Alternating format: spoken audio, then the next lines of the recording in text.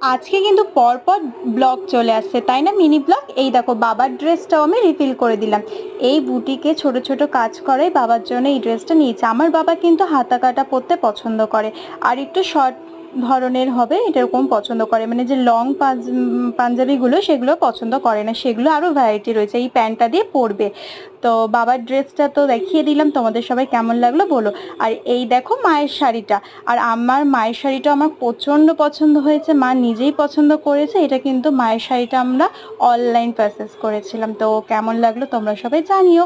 আর আমি একটু আগে যে মিনি ব্লগে দেখিয়েছি সেই ড্রেসটা, ওটাও আমি নিয়েছি, আরেকটা ড্রেসও আমি নিয়েছি, সেটাও আমি পরতে পারি। হ্যাঁ, আমার একটু দুটো ড্রেস হয়ে গেছে, আর সেটা কি করা যাবে, হয়ে গেল পছন্দ করতে করতে। এই যে সেটা আরেকটা ড্রেস, এটাও পরবো ওটাও পরবো, দুটোই পরবো, তাই দুটোই শেয়ার করে দিলাম। Thank you so much. Mini ব্লগটা কেমন লাগলো অবশ্যই জানিও, আর আমার মা বাবাকে তোমরা সবাই জানিয়ে দিও হ্যাপি